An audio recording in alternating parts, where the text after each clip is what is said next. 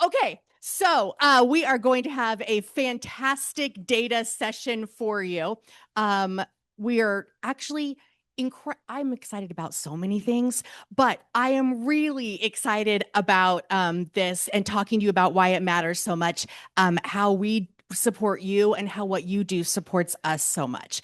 The data really helps us have a much better plan for events. We can communicate better. We get to improve alumni engagement. So let's start by setting the flat stage with how we really want to think about data. So it's not, sometimes it is, but today it's not spreadsheets or systems, but it's really stories about kooks. And so the data helps us understand who our alumni are, where they are, how they want to stay connected to us and the Cougar family. So the goal is to tell a story with data, and that data connected to chapter activities is an incredibly critical chapter to what we're doing. So every event you host, every attendee list you submit, every update really helps us share those stories more accurately and helps us serve our alumni better. It's how we know who to invite next, who to follow up with, how we make experiences feel personal instead of generic, and ultimately how we authentically connect with Cougs. This is absolutely a true partnership. Your actions directly shape how successful we are in reaching, supporting, and engaging alumni. When the data's strong, we can support you with better promotion, clearer communication, stronger engagement tools, and when volunteers lean in, the entire Cougar network benefits. So we have a really incredible partnership with our advancement colleagues. You've heard in the past, maybe the data wasn't as great. We are building so many better data parts, but this isn't about perfection. It's about progress. So small actions really do add up to a big impact when we're all working towards the same shared understanding. And so today, Taylor's going to walk us through how these tools work in practice, what's improving, why it matters, how you really play a role in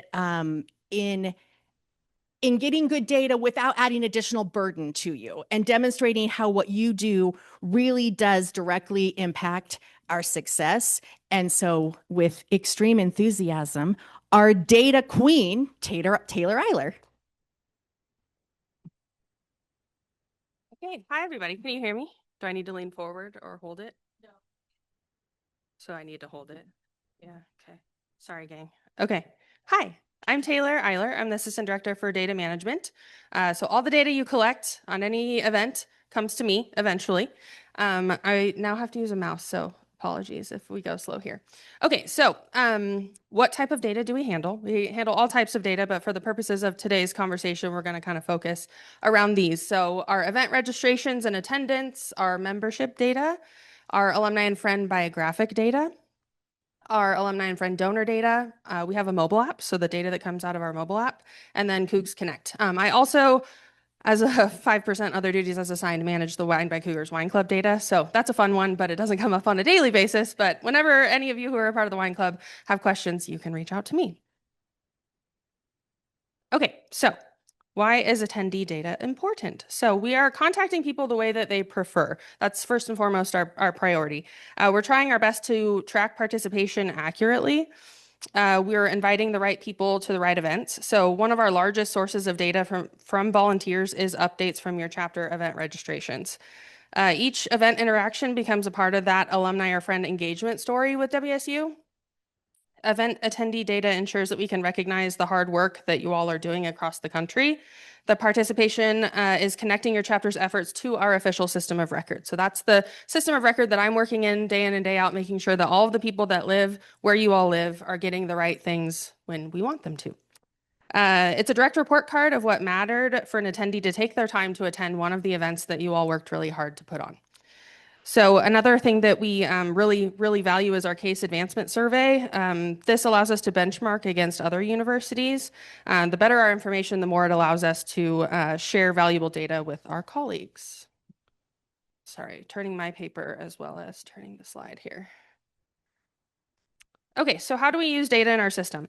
Like I mentioned, the purpose is to help connect alumni with their appropriate communities and to communicate respectfully. So the data that we use is owned by the WSU Foundation and WSU Advancement, and it is synced into our system.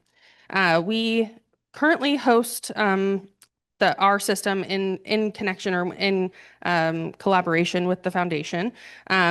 Our system, our email system, our membership forms, our event forms, and all of our other miscellaneous forms that you all are probably familiar with. They use Check and to Win is a good example of that actually, because we're using email to link to a human. So based off of the email address, it's linking to our backend database. So if your email address matches, we're able to connect you with that WSUID number you may or may not remember from your time here. That ID number is still connected to you. And that's usually what I'm living and dying by, because emails can change, but your ID number should remain static. If it's not, trust me, I've touched it and I'm trying to make it better. You should only have one for the lifetime of you. So we assign our chapters based off of your zip code and the preferred address on your record. So if there's not a preferred address, your chapter will not populate in the system. We assign community groups based off of self-reported data as well as the demographic data assigned when you're added to our system. We also have an interest opt-in page for our community groups. So if someone is interested in one of those groups but does not meet the criteria demographically, they can opt in to receive those email communications. This was offered last night at the event that we had, and we had another 6 people opt into community groups last night, which was great. The other thing to note is we have contact control preferences. So this helps us guide and respect the boundaries of alumni and friends and what they do and don't want to receive. So you all are probably familiar with this in your daily lives. If you get something that you just don't want to receive anymore, you say, hey, I don't want that email. That's a contact control similar to what we're using. And so we're trying to respect how people receive things. It goes across mail, email, telephone, or specific types of email. There are codes if you're a Carson College of Business alum and you don't or do want to receive their e-newsletter, things like that. There's a myriad of options in our system. So an example of this in which you would use the email that I have up here, that's a friendly email, so no one has to remember my name, to send to, and it comes directly to me. So I can triage things from there. So an example might be that if an event attendee tells you that they never knew about our bowl game event and they used to receive emails, but they didn't get that email, then that would be a great chance to suggest them to reach out to me. My first inclination will always be that they unknowingly unsubscribed. That happens all the time. Or perhaps they, in a fit of, oh, I can't read that right now, they accidentally marked us as spam. And so I'll check that and I can look into it. I can undo if someone unsubscribes. If they mark us as spam, they do have to log into their record and uncheck the box. You all have access to your own donor portal based off of your name and ID, and you can go in and check or uncheck that box. So if there's ever a question about anything, give people this email and it'll come directly to me, and I have a bunch of tools that I can use to try to figure out what happened. Okay, this is my favorite slide. The greatest hits of problems. Okay, so these are some things that I see on a daily basis that I just wanted to let you know about that happen all the time. And so if anybody comes to one of your events and has one of these problems, again, send them to that email that I showed, or if you can also send them directly to me as well. So an example, updates are delayed with mail. So physical mailing is a tough one, because if I pull a list on a Monday and then on Tuesday they call and say, hey, I don't want to receive mail anymore, I've already pulled that list. They're already on that list. I can't take them off of that list, depending on who we're working with from a mail house. And so typically my response is that you need to wait 5 to 6 weeks to make sure that all the current mailing lists are out of play. And so that's an unfortunate honest truth, but that's just kind of the way that goes. And that's gonna, you all probably also experience this in your daily lives. I know I have. So that one's a little bit tough, but we don't see it as often. Spam is what I mentioned earlier. And so if someone marks us as spam, I can't undo that. So please send them to me and I can give them instructions on what to do. Biographic updates after leaving campus. This is a huge one that I would love your help with. So that we see this the most often around campuses that have residential halls or great system, or they have a lot of campus housing or around campus housing.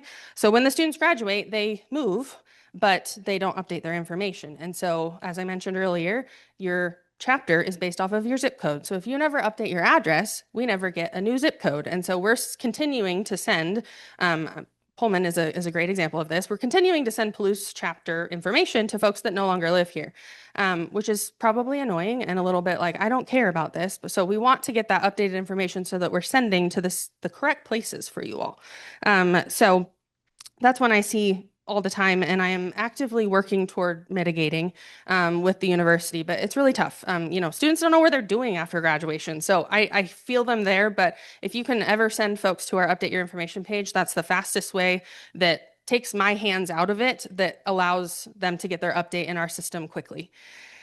The next thing is going to be Cougar Athletic Fund. So unfortunately, we have a separate system than CAF. So we do not share access to that system. They don't have the same ID numbers, and they also household the system. So example for myself is my ID number for us is my ID number. My husband has his own, but for CAF, they household folks. And so it's going to be Tom and Taylor have one email. And so that's tough to work through when I'm trying to figure out what went wrong. And so if there's ever an issue there, you can still reach out to me. I have a colleague, conveniently also named Taylor, that I can reach out to and try to figure out what is going on their record.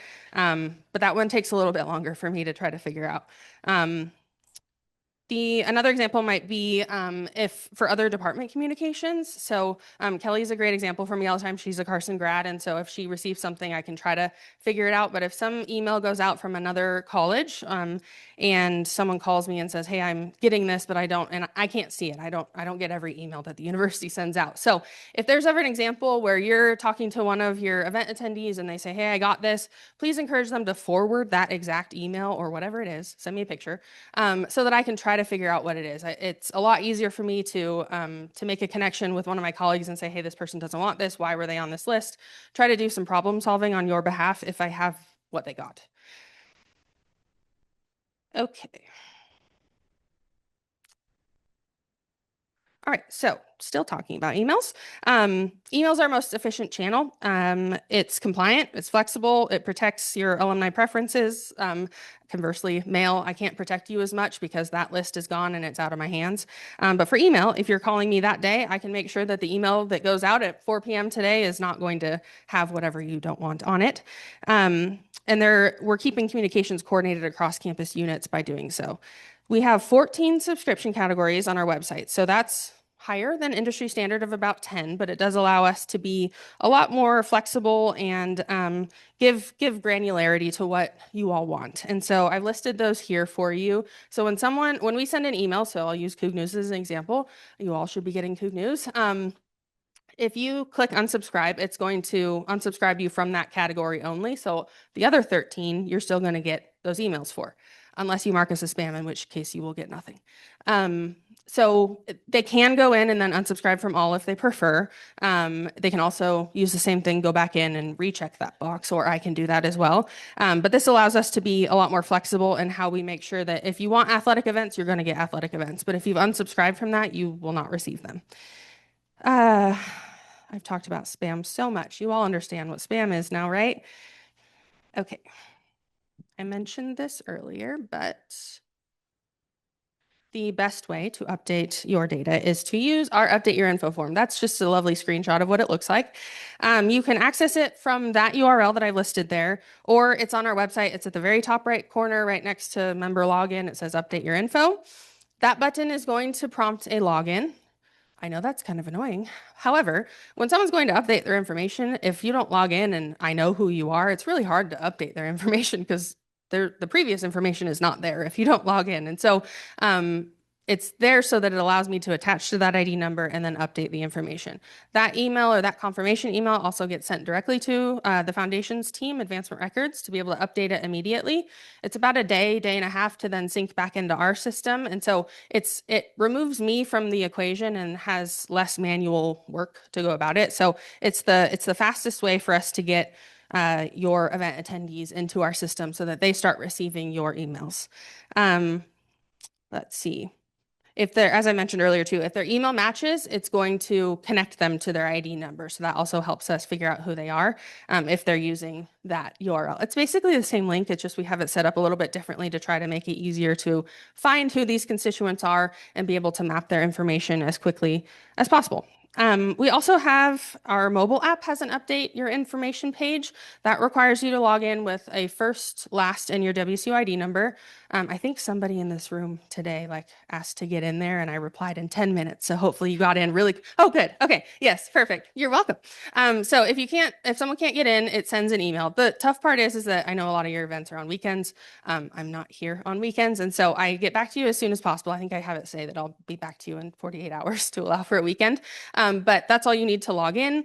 And then there is a page on there that allows people to update that confirmation again goes directly to the foundation to make that update as quickly as possible so that I'm out of it. So usually the only time I'm being brought in is someone just doesn't know their ID number. I find that a lot of students do that a lot. I keep an eye on that on commencement day so that as they're trying to get into the app and we're hoping that they update their information while they're waiting for their name to be called at commencement, that we get as many updates as possible. We also send an email, going off script here, but we send an email the day before commencement to all of the folks that we know have registered to walk. And we have a secure way of saying, this is the information that we have. Does it look wrong? If so, update your information. And so we do get a ton of updates from that. But if you know anybody that's graduating, I would consider it a personal favor if you ask them to update their information. I think you all would appreciate that too. Okay, I think that's it. Next up is Amber. Thanks so much for listening to me.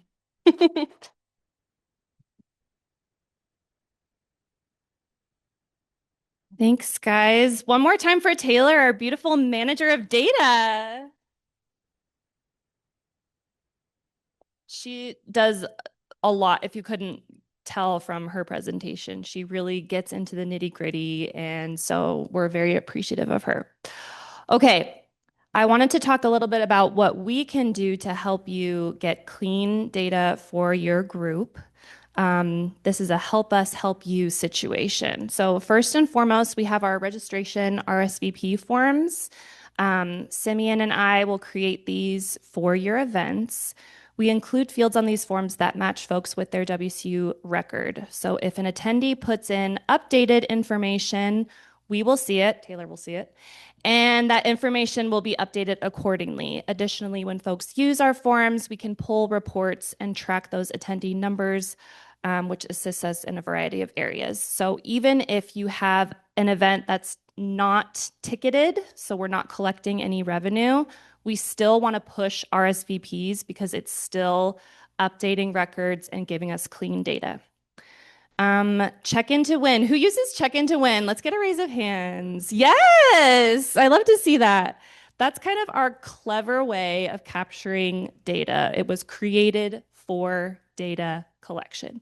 And obviously we do that during our Cougar football watch parties. If you host basketball watch parties during March Madness, we can also create a spinoff form for Check In to Win if you would like. We're providing folks with an incentive to give us their updated info through our secure system, and they get that. They're put into a pool for a weekly prize package. This year, we're going to move away from the long versus short form model. So you know that the first game, everyone uses the form that has all the different fields on it. But then throughout the season, if you've checked in before, you can use the short form, which is faster. Sorry, we're not giving people that option this upcoming season because people were cheating the system and using the short form, and then we couldn't update their record because we weren't getting enough info. I know, what a shame, right, Karen? I know, frowny face. So, but we do want to encourage people to keep using Check In to Win because we have updated quite a few records. We get like, I think one of the largest numbers I've seen for one game was like 700 check-ins. So we get a lot of people using that form, which is great. Can I get a Go Cougs from Southwest Washington? Yeah. They have a crazy amount of people that check in at all of their watch party locations. So they're doing a great job. So if you have a question about getting your people to check in, go ask them. Taylor mentioned update your info on our website. I'll talk about this more on the next slide, but as she said, the form is a direct link to advancement records. So if people use that form, it goes directly to the source and is super helpful. We do have a field included on our event eval form that we send you after your event takes place to collect walk-up information. So while we can't match records necessarily with just a name or even an email, this information is still useful to get correct attendance counts for our reports to leadership. I also want to mention here, when you obtain someone's information, you are representing the Alumni Association, and they kind of expect you to follow through with that info. So if you have a sheet out and you're saying, hey, stick your email on here and we'll send you information from the chapter, they're going to expect that you will send information from the chapter. So if there's a way that you can get it to us, we'll try to put it in. But we kind of need multiple fields in order to truly match it to the system. So just be cognizant that you are representing the Alumni Association and we want to protect people's data and follow through on our promises. So coming soon, we are trying to workshop some way. QR codes I know are very popular, that maybe we can link a form for walk-ups. So a form that would have all of the pieces of info that we need so that people could get us that information faster, so you can get more records in your group listserv, etc. So more info to come on that, but we're hoping to have that up and running soon. Okay, so what's the difference between all these forms that I'm talking about?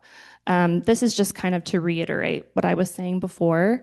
The update your info form goes directly to WSU advancement, and there's no event connection, so that it's not tying it to Cougar Gold and Mistletoe, Southeast Washington. It's just their record updating their address. Check in to win, other registration forms, you're tagging what game you went to, you're tagging the location, or you're registering for an event. So that is tied to an event, and that helps us with our case tracking.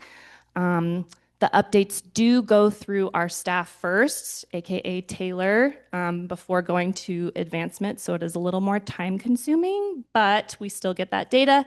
In either case, the correct information is captured and things are getting updated and people are being directed to where they're supposed to be. So what are the benefits then? What's in it for you? First is that we get more contactable records loaded into your group's listserv. So that means more folks to send promo emails to. Another benefit would mean accurate metrics to share with CASE, sponsors, and other institutions.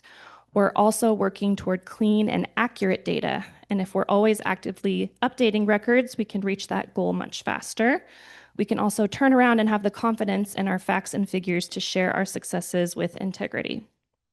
Streamlined and correct communication with alumni and friends. We don't want to send you a newsletter for Greater Spokane if you move to Arizona. We had a few volunteers who were receiving newsletters for another state because their address hadn't been updated. And then they're like, guys, you know we moved. And we're like, well, did we? I mean, I guess we kind of did, but then you got to help us out a little bit by sharing your address. So this could result in an unsubscribe, or just bad vibes. And we don't want to give any bad vibes, only good vibes here. And people could also miss out on fantastic opportunities from their local alumni chapter club or community. So let's encourage folks to update so they're getting the right communications catered to their needs. Correct data will improve event experiences. In our registration forms, we collect valuable data for the event itself, like allergies or other preferences, but we can also gauge event efficacy based on the accurate attendee count. We want to allocate resources for the largest impact. Taylor is amazing, but she's only one person, and there's a ton of data for her to sift through, so let's make her life easier by collecting accurate data. And finally, WSU emails. I know many of you are so sad to have received the notice from Central IT that after graduation, your WSU email is going to be or has been deactivated. Many recent grads or folks who operated with their WSU email for years failed to provide us with an alternate. So after theirs is deactivated, we have no way to reach them anymore. I think it's a money issue. Storage issue. They're doing it in waves, I think. You're lucky. Maybe you fell through the cracks, Diane.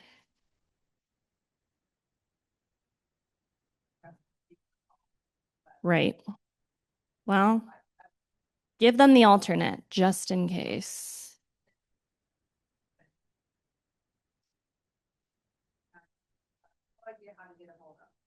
How many of these are because they've lost their emails? Could be. It's an issue. Yes. Yes. How do we do it? Update your info. I know.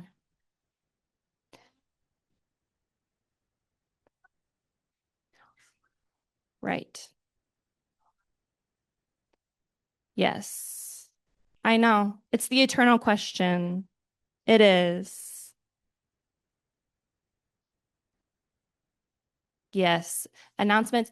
Check into win. I mean, check into win is nice because there is an incentive attached to updating your information. So maybe we need to think more. And we're open to ideas. If you're like, hey, listen, I know the answer. We would love to hear it because we also don't know everything. So yeah, let me know if you have any great ideas. Okay, in your folders, you will find a snapshot of the group you represent. I'm just going to walk you through the fields that are on there. So the first piece of info, you should see your group name up at the top. First piece of info is your group's assigned WSUAA staff member. This is either myself or our new team member, Simeon. Simeon, wave your hand if you're in the room. Oh, he's back there. There he is. So please feel free to reach out to us if you have questions, concerns, if you want to give us like chocolate or like a compliment or something, like feel free. Okay, next we have your alumni count. So this is the total number of WSU alumni that reside in your area. For our multicultural communities, this number reflects the number of WSU alumni that identify with your group. Then we have the estimated total contactable records. So this is a general figure to help give you an idea of how many folks we email when we're emailing your group.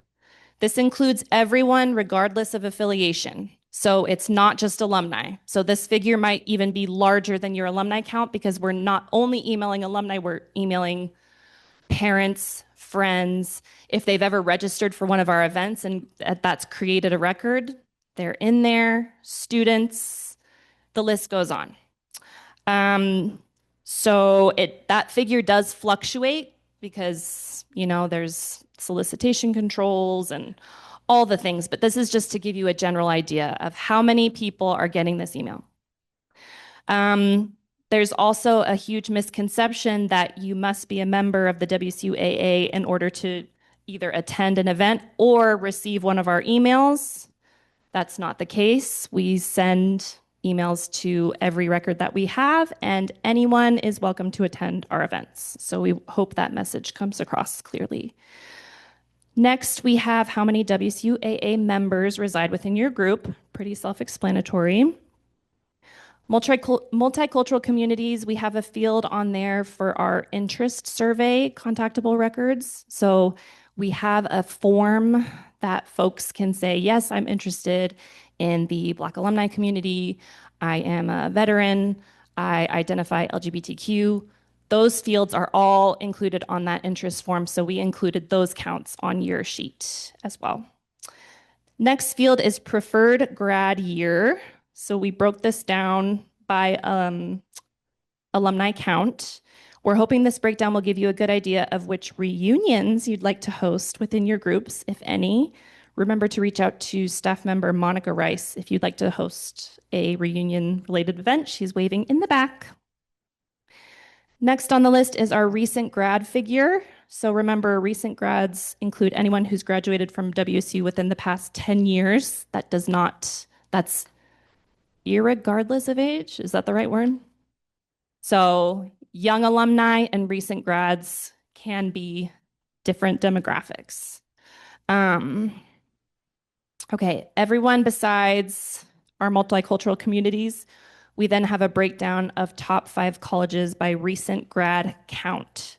So this chart shows you the top 5 largest volume colleges. So it's not saying that they're better. It's just saying you had the most recent grads graduate from these top 5 colleges. So that's kind of a fun way, could help with reunions or even just event programming in general. And then multicultural communities, we did that top 5 college breakdown by alumni count, not recent grad count, alumni count. If your region has a WSUAA president or current board member living nearby, we listed them next. They are receiving our communications, but let us know if you'd like us to invite them or include them in your programming in any way. Leilani Carpenter can help you with those communications. Next up, we have accounts we have on file for you. So if we have a social media account or a chapter Gmail, it's listed there. If you look at that and you say, this is wrong, or we don't use that, or we have a LinkedIn, since when? Feel free to reach out to Simeon. We have a huge tracker that has any of the passwords that we have and all the ways to get in there. Also, if we're missing something, we would love to be able to log in after you no longer volunteer with us. So please give that information to Simeon so we can update the tracker. And finally, we included a copy of your submitted annual plan from last year. So our hope is that you can look back to see what you planned on hosting, reflect on what you ended up hosting, and plan accordingly for next year. Our annual plan for FY27, fiscal year 27, is live and ready to go. I think I have a slide for this. Let me see. Yes. So if you visit alumni.wsu.edu/annual plan, you will find the form to submit your annual plan for this upcoming year. We only need one plan submitted per group. So typically the chapter president, chapter club or community president submits the plan for their group. But you can get together with all your volunteers and discuss your plans. Okay, we do have a few minutes. Does anyone have any burning questions for either myself or Taylor or Kelly regarding data? So we do send to them already. They're included in that contactable record count. If you wanted to send something to only Alaska recent grads, that could be done. Yeah, it would be a special request. We would have to pull a list specifically for that, but they are included in the list we send already. And I will say the radius because for example, Washington, there are so many Washington chapters, and the radius for your group is different than, say, Arizona is the entire state of Arizona. Alaska is the entire state of Alaska. So it is a little, and I know that gets tricky when you're trying to plan events because you live in a certain spot. You don't want to commute hours to whatever it is, but we are communicating with the whole state in your case. Whereas Washington counties, it is just the radius of the county that we're communicating with, if that makes sense. And if you have questions of that, we can get that info to you. Yes, so for anyone who couldn't hear that, we were talking seasonal addresses. You can only have one preferred address at a time, while you can have multiple active addresses. We'll only send to the one until that is switched out for the other, correct? Yes. The one thing I wanted to add for Arizona specifically, and Christina, correct me. It's Cougars of the Desert and there's like the WSUN events in that area. We will typically do a list request, so it's not as automated, and we will request it for anybody who has a second home. We'll specifically ask if it's a current address in one of those areas, and we give them the counties, the zip code, the radius, and so we'll request off of that too. So if they have one and it's not necessarily an issue of like email type thing, we still will request lists off of that. So the more data, the better. Really, we're not going to say no to any of that kind of stuff. So, yeah. Okay, I'm bringing the mic around.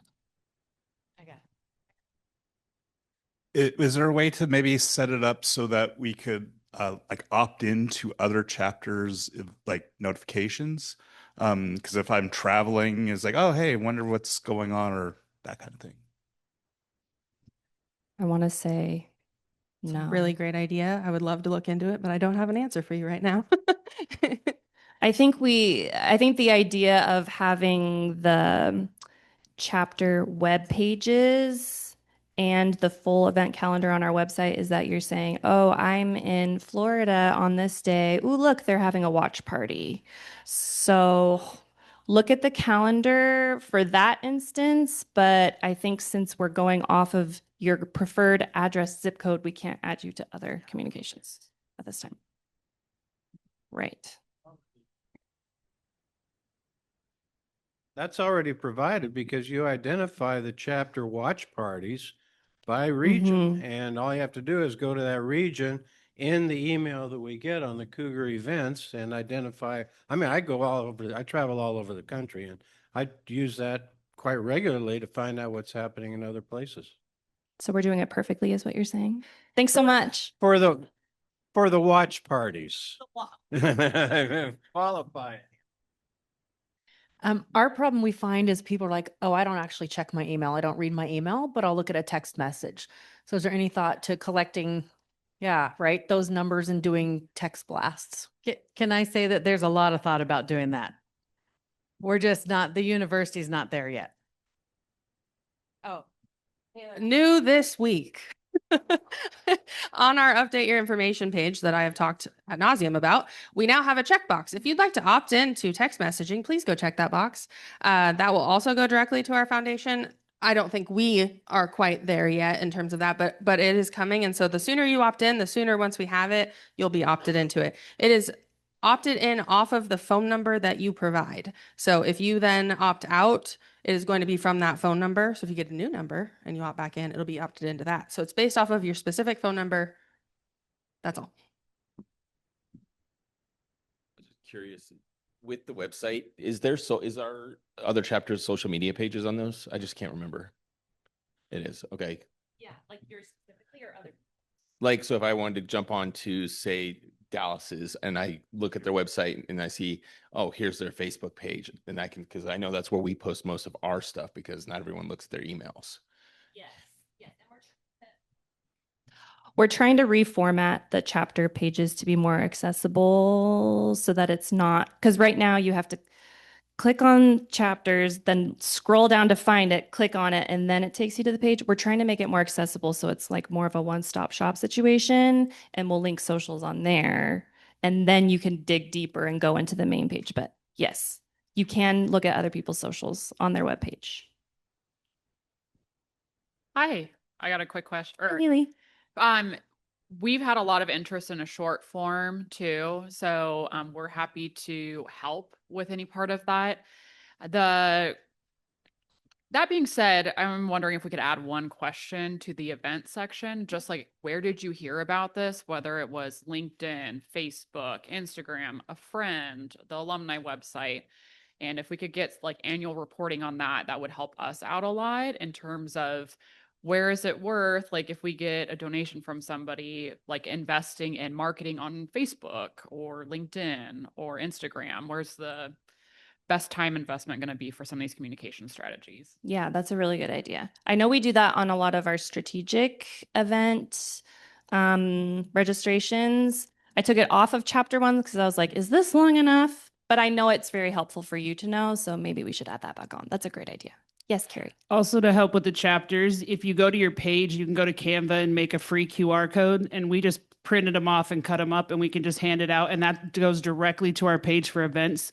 So we hand those out and just print them on 8.5 by 11 sheet of paper and hand them out, and they're on the back of some cards that we made a long time ago at Visiprint. But it'll take you directly to like our Arizona chapter page, so they can just scan that QR code, go right to the event page instead of having to search. So Canva, you can make a free QR code. Awesome. Yes.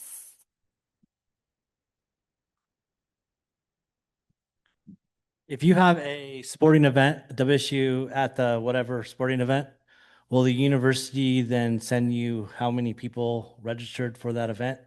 Because it's hard to figure out like, well, how many people signed up when you just have a section of people that have Cougar shirts on. Depends. So you, Jeff Lewis, host a lot of sporting events where you get a link from the team. So for example, Hillsboro Hops sends you a link saying, have your folks register through here. It's a discounted rate. Great. The thing is, the Hops now have that data. We don't get to see the data. We can request. Sometimes they're like, sure, but most of the time they're like, who are you? So we usually we don't see it at all. If you get an external link, it's kind of nice for us because we don't have to pull registrant lists and do all that follow up, but it's not nice because we don't get any of the data. We can say, hey, Hillsboro Hops, how many tickets did we sell? And they can give us a number, but a lot of times they won't give us the names and contact information because it's housed in their system. But if you do like Texas Rangers, we have a registration form on our website. We have folks buy the tickets from us, and then I turn around, I call the Rangers and say, we sold 20 tickets. I pay them with the money we got, but then we got the data. So that was kind of the benefit of going through us, was getting the data. Does that make sense? Kind of? Okay.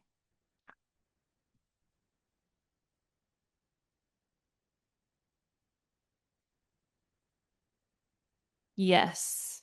And it might just be a matter of me requesting it, and I've been too lazy to request it. I know, I'm sorry. Well, I know sometimes we've requested it and they won't send it to us, but I should do better at asking. Oh, and it's just names. Yeah. Yeah. Not very. Just names doesn't help us a great. Yeah. I don't know if I made this clear, but if you could use the same email address, that would help me greatly. And so that's where, like, if we got these lists and it's only names and emails, I can run a reverse search off of that email. But if the email doesn't match, I can't find the ID, and that person effectively didn't attend your event, because unless I can match it to an ID, I can't record that as an attendee. So if you can encourage folks to do that, or if they update it, then it'll be new in our system. So that's hard. And that's the only piece of information I have to be able to match if I don't have all the other things. Any other questions? Yeah. Having the numbers of the people in our districts, do you have like heat maps of like where those people are? So for Colorado, big state spread out, how many people live in the Springs, Fort Collins, Denver area? Do you guys have that information? Yes, but it's a time-consuming poll. So we can do it upon request, but it may take us a second. I wish it was quicker, but we can do it for you if you'd like. And it would help if you'd say, okay, like you just did, I want Denver, Colorado Springs, Boulder, blah, blah, blah. Then we could, okay, those 5 cities, we'll look at those zip codes and give you a list of how many in those areas. I have a follow-up for that. So obviously, Colorado, big area. Houston, it's just one city, but we have lots of like micro suburbs. Can we pull it like in smaller increments than just cities? It actually is pulled by a zip code. And I don't know if anyone knows this, Houston alone has a bazillion zip codes. So, but it is how we're pulling it right now is by zip code. So, we can narrow it down that way.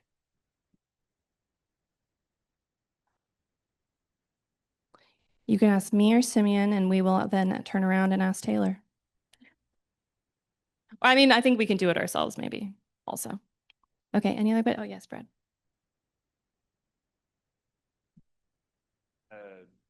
Plan to provide us with like dashboard access to the data that's non-PII data that would not be personalized, because I know that there's like administrative levels that we could go in and just look at some demographic stuff just from an information standpoint versus actually getting names and email addresses. We don't need that, but some of this data where it's 11 o'clock at night and we're just like, oh, I wonder, like we don't have to craft an email and wait for someone. It's like we could go in and grab it. Is there any future with the software that we have to be able to allow that type of access? With the software that we have right now, no, it's not really possible for us to do that.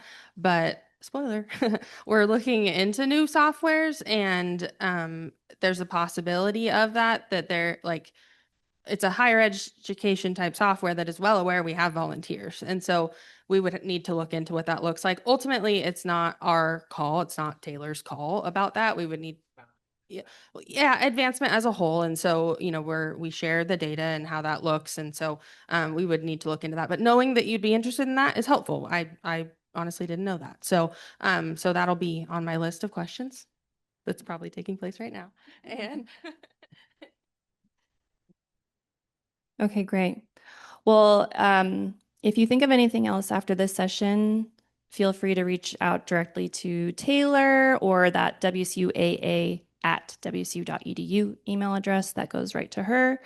A big thank you to you guys for all that you do to give us this data, like these numbers that we've been able to pull. I know it's a large part due to what you do to encourage people to register, to check in, to update their information. I know this is a lot from you, so thank you. Give yourselves a round of applause.